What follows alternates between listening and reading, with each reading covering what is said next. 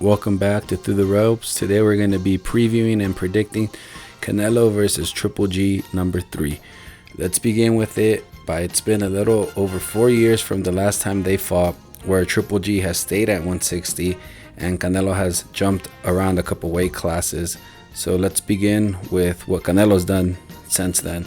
He fought Rocky Fielding, where he looked good in stopping him in 3 rounds, and Canelo went up to super middleweight for that fight.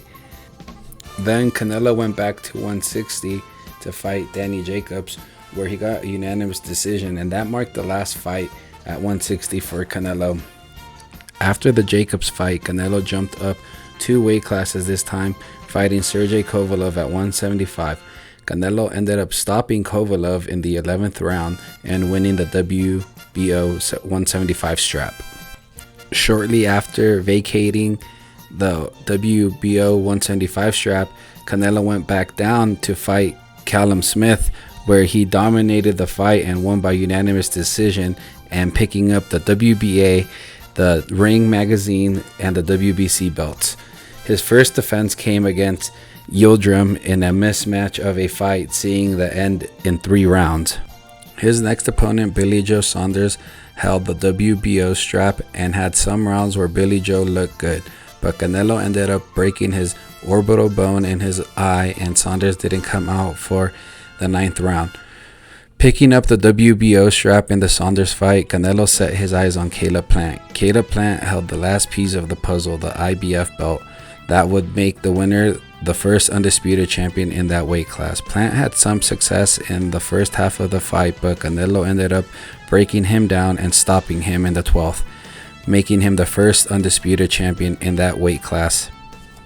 Riding momentum, Canelo decided to go back up to 175 and challenging Dmitry Bivol, where his momentum came to a crash, getting beaten convincingly by Bivol. Now let's check out Triple G's resume coming into this fight. After Triple G's first loss to Canelo, he faced Steve Rolls, knocking him out in 4 rounds. Then Triple G would fight for the vacant IBF and IBO belts versus Derevyanchenko, not looking the best but ultimately picking up the win. His first defense of the title would come against Kamil Sharameta, where he ultimately stopped him in 7 rounds. After that victory, he got a chance to fight Ryota Murata. That was a fight that took a couple years in the making, but he ultimately ended up stopping him in the 9th round and picking up the WBA Super Championship.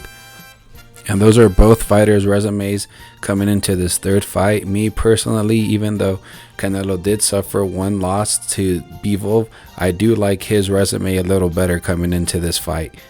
And looking back at their first fight, we know it ended in a draw, but I personally had Triple G winning that night. I think he was being more effective. I'm not saying Canelo didn't have his moments, but to me, Triple G won that night. He was the better man, and I think he should have deserved that victory.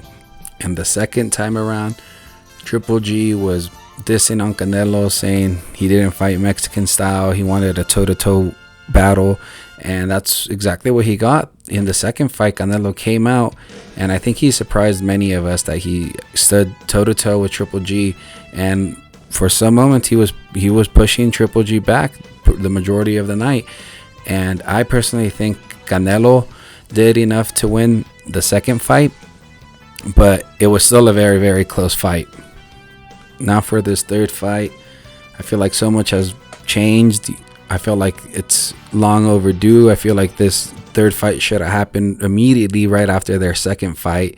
Now the question is, did this fight take too long? I believe so, but I mean, you never know with boxing, because look at Pacquiao and Marquez rivalry around their 3rd fight. Marquez was about 40 years old and Manny Pacquiao was about 31. That's the same age as Canelo and Triple G, and every time they fought, it was just one of those, you were going to get a great fight. And even though Marquez did lose that 3rd battle, a lot of people thought that he did enough to win the fight. So I mean, that's the name of the game. We have to see them. You know, it's just one of those fights that they just might know each other so well that no matter how old they are, it's always going to give us a good fight. Another thing to take in consideration is that Triple G is moving up to 168 for the first time in his career. He's fought all his fights at 160. So would that be an advantage or a disadvantage? Maybe, you know, not going down all the way to 160. And for my official prediction, I like Canelo's resume coming into this battle. I just like what he's done more since the last time they both faced each other. So I am predicting Canelo Alvarez with a late stoppage, maybe a left hook to the body in the late rounds, but definitely a late stoppage. What do you guys think? Let me know down below in the comments. Please like and subscribe. Thank you.